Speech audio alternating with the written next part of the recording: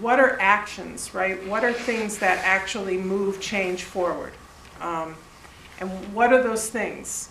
Some of it is definitely conversations with each other, but some of it is just calling people out and saying, you know, we are going to have white leaders in the labor movement forever unless we change who we put on our slate for elections.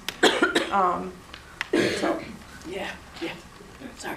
Oh, So that's one part of it, and the other part that I wonder about is representation for people in the workplace, like people who get their first jobs.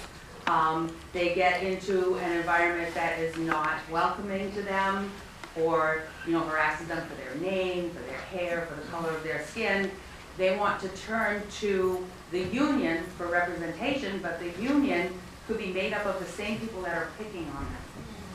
And that's a huge concern. I think maybe what we need to do here in New Hampshire is get people from somewhere else to come and be representatives, be models like she is.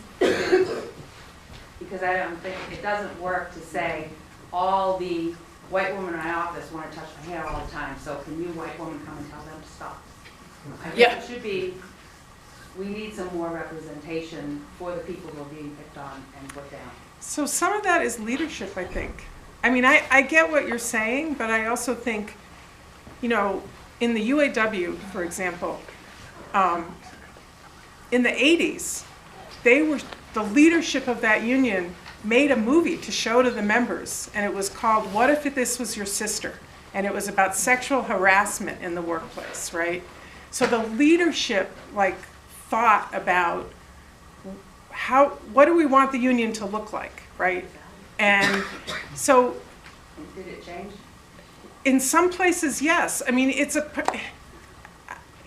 people don't change really quickly. Oh, I know. At least I don't. Maybe we need to, in our little state, borrow some people from some other states sometimes. Yeah, that might work. I think. Yeah, I think you have some here. Yeah, there's also people. Yeah. You just have to seek them out. Yeah. Mom's even whiter. I know we have some here, but we don't have if you're in an office and you're the only person in your subgroup, maybe somebody from your subgroup can come from another part of the state or a state next door somewhere and be the person to help you. Sure. I think a very useful little experiment was performed by a little western Massachusetts town called Leverett, which is about as far left as a town in the United States can go without being formally branded socialist. It's in the Pioneer Valley, in the Five College area. And they reached out to a little Kentucky old mining town that is about as far right as a town in the States can go, and invited them to come up for dialogue. So they spent a lot of time communicating back and forth, and then these 15 Kentuckians drove up to Massachusetts, stayed in people's homes, and they had these big round circle conversations. And the first day, all they talked about was family and what matters to you. And the second day, they talked politics. And I think that, and then this spring, that group from Leverett is going to go to Kentucky and stay with those families. And I think it was an extremely useful discussion in that I know when I sit with somebody who's a Trump supporter, I have a tough time actually listening without having the objections already forming in my mind while they're talking. I think this could be a very useful activity. All of us should go find a Trumpist and have a serious conversation about values. Because they are people like we are people, and they're making decisions in what they feel are rational ways and according to their values, just as much as we are. And if I don't understand why they think the way they do, I can't reach them at all. So that's another piece of it. So I know there's people who still want to speak. I just want to start to kind of bring this to some closure. The movie depicted things that happened in some respects long ago and continue to happen through a long period of time. And through our discussion and dialogue, we've brought it up to today and what can we do today. So I wanted to kind of bring that as sort of the ending piece of our thoughts and then go ahead and have the last couple people who want something to say.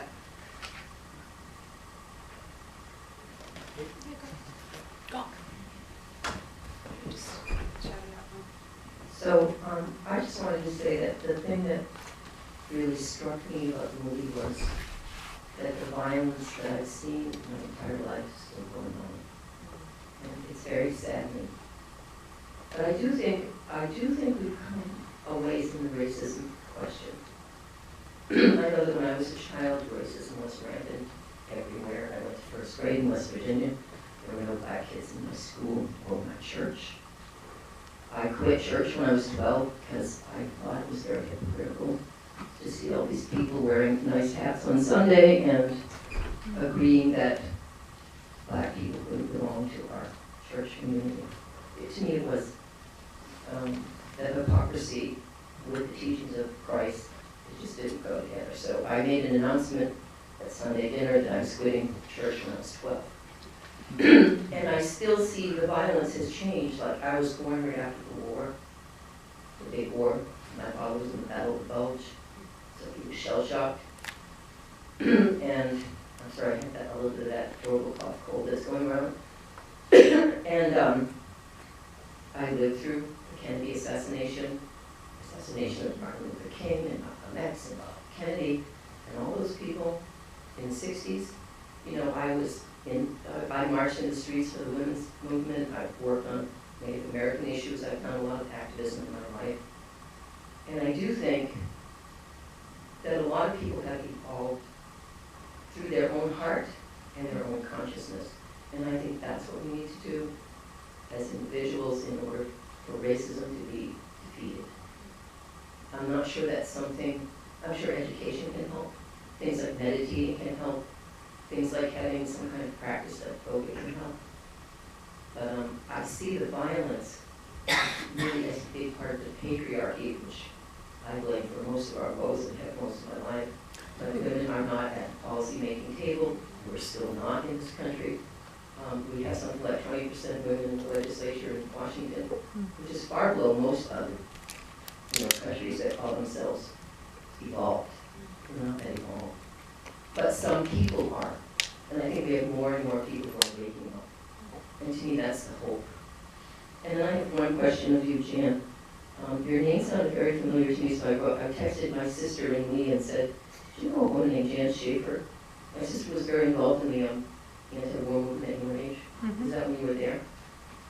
A little bit later. Not in the early 70s? I was there in 1972. Okay, so she asked me to ask you, if you were in Paul Brockman's history of philosophy class in summer school, didn't give it a year, and did your parents own a farm on Route 4 in Barrington? Well then.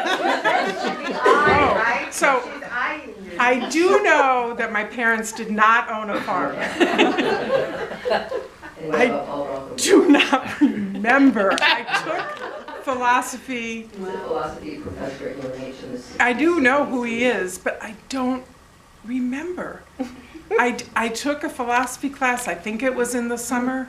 I can't remember if he was the teacher. Let's just chalk that up to an unfair question. Yeah, It was college. but my parents never owned a farm.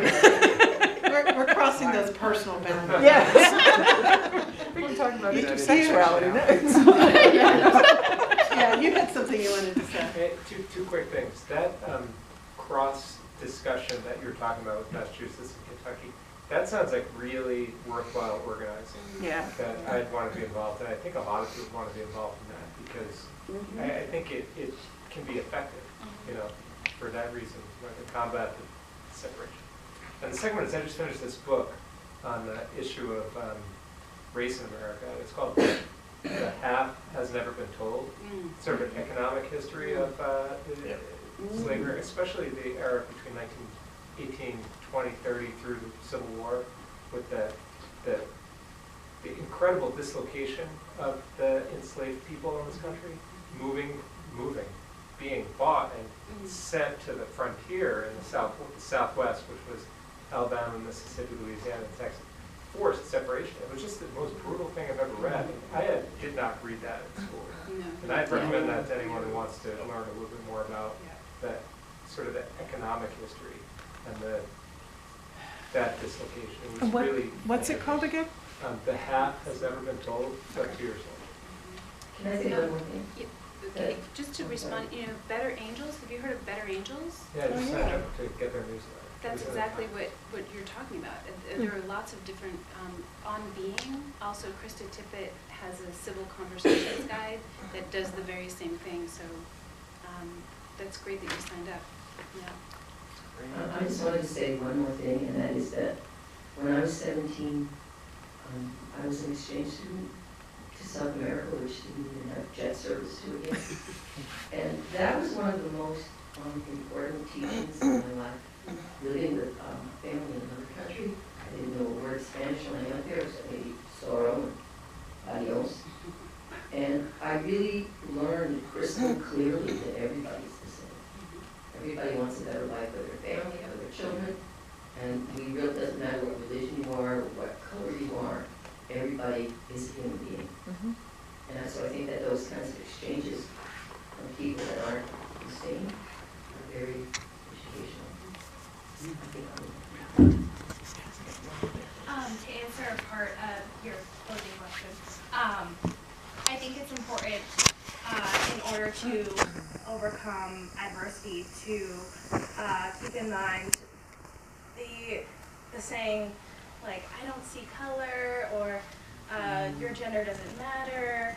I think it's important to embrace culture and embrace sexuality, gender, things like that. And I feel like the more that happens, the more connected we will be, and the more it will be easier to see one another's perspectives and relate to one another, because to cast that away just sucks everyone dry of their character. It's back to the personal narrative. And also, I think that our country is changing, right? Like, I watch what's happening in unions right now. So the painters union has become a major player around immigration. The reason is because their membership has changed, right? And so that kind of change is inevitable, right? That it's going to change the institutions in some way. And I think the other thing that the labor